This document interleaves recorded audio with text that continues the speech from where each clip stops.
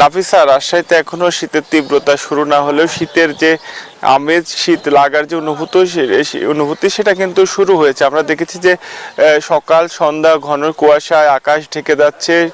যারা শ্রমজীবী মানুষ রয়েছেন তারা গরম কাপড় পরে সকালবেলায় কাজের সন্ধানে বের হচ্ছেন। আর রাজশাহীর স্থানীয় যে আবহাওয়া অফিস তারা জানিয়েছে যে রাজশাহীতে আজকে সকাল 6টায় সর্বনিম্ন তাপমাত্রা ছিল 12.7 ডিগ্রি সেলসিয়াস এবং বাতাসের আর্দ্রতা ছিল 96%।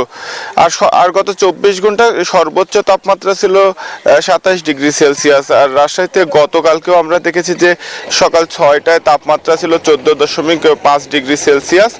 তবে রাজশাহীতে সকাল 6টায় সর্বনিম্ন তাপমাত্রা থাকে এবং বেলা বাড়ার সঙ্গে সঙ্গে তাপমাত্রা বাড়তে থাকে এবং সন্ধ্যায় কিন্তু আবারও তাপমাত্রা কমতে থাকে। আবহাওয়া অফিস বলছে যে রাতের তাপমাত্রা কমতে পারে এবং দিনের তাপমাত্রা অপরিবর্তিত থাকতে পারে। আর রাজশাহীতে এখনো যে হাড় কাঁপানো শীত বলে সেই শীত কিন্তু এখনো শুরু হয়নি, তবে ঘন কুয়াশা রয়েছে সকাল সন্ধ্যায় এবং সাধারণ মানুষ যারা রয়েছেন শ্রমজীবী মানুষ তারা বলছেন যে তারা সকালবেলায় গরম কাপড় পরে বের হচ্ছেন। শীতের তীব্রতা তারা কিছুটা হলেও অনুভব করছেন বলে কিন্তু তারা জানিয়েছেন। তবে যেহেতু এখনো অগ্রহায়ণ মাস, সামনে পৌষ মাসে রাজশাহীর যে হাড় কাঁপানো শীত সেই ঠান্ডা কিন্তু চলে আসবে। আর শীতকে সামনে রেখে শীতের নানা সবজি বাজারে উঠছে, পিঠা বানানোর ধুম পড়েছে। আমরা দেখেছি যে শহরের বিভিন্ন জায়গায় বিভিন্ন রকম পিঠা বিক্রি হচ্ছে, মানুষজন শীত উপভোগ করছেন। তবে আবহাওয়া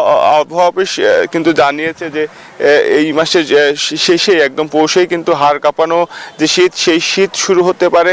স্বাস্থ্য বিশেষজ্ঞরা সবাইকে সতর্ক থাকতে বলেছেন, বিশেষত শিশুদের যেন নিরাপদে রাখা হয় সেই বিষয়ে কিন্তু সতর্ক করেছেন। এই ছিল রাজশাহী থেকে সর্বশেষ। কুষ্টিয়া থেকে আরো খবর জানাতে যুক্ত হচ্ছেন সহকর্মী লালন। আমরা যাচ্ছি লালনের কাছে।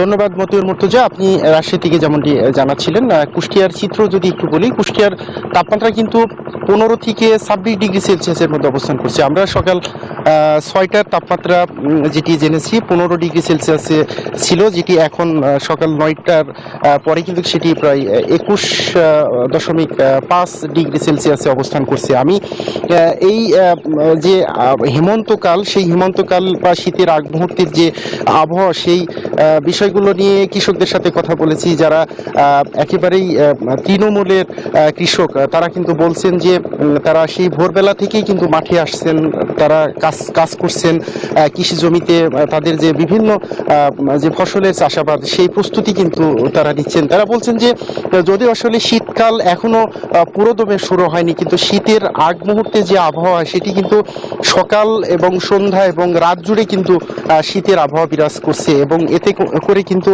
সকালবেলায় তাদের মাঠে কাজ করতে বা বাইরে বের হতে আসলে শীতের যে প্রস্তুতি, অর্থাৎ গরম কাপড় সহ আনুষঙ্গিক যে প্রস্তুতি, সেগুলো নিয়েই কিন্তু তাদেরকে বাইরে বের হতে হচ্ছে। পাশাপাশি তারা বলছেন যে এই সময়টি কিন্তু আসলে খুবই লাজুক একটি সময়, কারণ হচ্ছে যে সারা দিনে গরম, সন্ধ্যা এবং রাত জুড়ে যে শীতের আবহাওয়া, এতে কিন্তু আসলে রোগ ব্যাধির যে আক্রমণ সেটাও কিন্তু আসলে ইতিমধ্যে দেখা দিয়েছে।